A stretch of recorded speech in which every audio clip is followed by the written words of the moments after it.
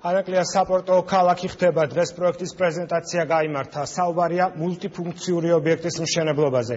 ანაკლია მაღალი ტევადობის გემებს მოემსახურება. ჯერჯერობით არსებობს პროექტი და არა ინვესტორი. ახლა ჯერი ბიზნესმენებზეა. ეს ის ადგილია, სადაც ანაკლიის ღრმაწყლოვანი მულტიფუნქციური პორტი უნდა აშენდეს. პროექტის მიხედვით ობიექტს 6 ნავმისადგომი ექნება და დიდი ტევადობის გემებს მოემსახურება. პორტისთვის 2000 ჰექტარია გამოყოფილი.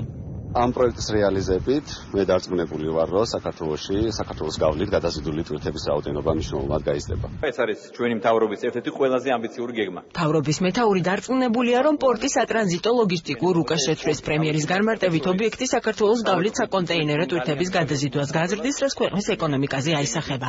ამ პორტის აშენებით ჩვენი კორიდორი, რომელიც არის აუცილებელი და მისი პოტენციალი არის გამოუყენებელი ამ დროისთვის. მოგეცემა შანსი, რომ ეს პოტენციალი სრულად გამოვიყენოთ. ჩინეთიდან ევროპაში კონტეინერის გადაზიდვას დაშლება მხოლოდ 17 დღე. ეს არის უმოკლესი გზა მთელ მსოფლიოში. ამ ეტაპზე პროექტის განხორციელებაში სახელმწიფოს ფინანსური მონაწილეობა არ იგეგმება. გეგმის მიხედვით ანაკლიის პორტი მთლიანად კერძო კაპიტალით უნდა დაფინანსდეს. ძირითადი გათვლა მსხვილ უცხოელ ინვესტორებზე კეთდება, რომელთა ვინაობას მმართველი გუნდი ჯერჯერობით არ აკონკრეტებს.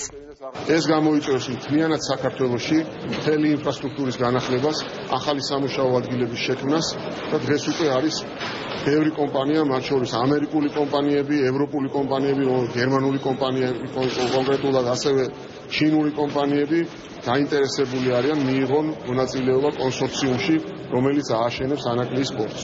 ანაკლიის ღრმაწყლოვანი პორტის პროექტის საერთო ღირებულება არ კონკრეტდება, თუმცა წინასწარი გათვლებით რამდენიმე მილიარდს ითვლის. ეკონომიკის მინისტრის განმარტებით პროექტი 7 ფაზისგან შედგება. პირველი 3 ფაზა 12 წელზეა გათვლილი და მიზნად ისახავს საკონტეინერო ტვირთების გამტარიანობის 40 მილიონ ტონამდე გაზრდას.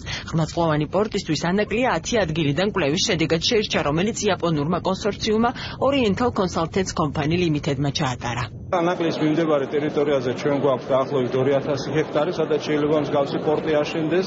არის ზღვის კანიონი შესაბამისი სიღრმით, ამიტომ ამ პორტს ექნება შესაძლებლობა, რომ საქართველოს შავი ზღვისპირეთსა და საქართველოს შავ ზღვაში შემოვალი პანამაქსის ტიპის გემები მიიღოს. ანაკლიის პორტის პროექტი მნიშვნელოვნად მიაჩნიათ ნაციონალურ მოძრაობაში, თუმცა მმართველი გუნდის მხრიდან მისი სისრულეში მოყვანა ეჭვებათ. საპარლამენტო უმცირესობაში ამბობენ, რომ ანაკლიის პორტი ერთ-ერთი იმ პროექტთაგანია, რომელზე მუშაობაც წინა ხელისუფლებამ დაიწყო.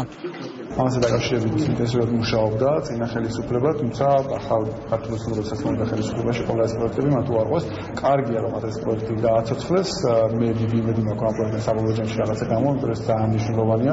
საბოლოო ჯამში ქვეყნის განვითარებისთვის და სერიოზული სტიმული იქნება ქვეყნის ეკონომიკის წინსვლა. თუმცა არ ვარ დარწმუნებული, რომ ხელისუფლებებში ამას საერთოდ პერსპექტივა აქვს. ეკონომიკის მინისტრის ინფორმაციით ანაკლიის პორტის მშენებლობა სავარაუდოდ 2015 წლის შემოდგომაზე დაიწყება. პირველი ფაზის დასრულებას 3 წელი დაჭირდება. ნებისმიერ დაინტერესებულ ინვესტორს კი უკვე დღეიდან აქვს შესაძლებლობა ეკონომიკის სამინისტროს მიმართოს და საკუთარი ინტერესი დააფიქსიროს. განაცხადების მიღების ბოლოვა და 2014 წლის 1 ოქტომბერია.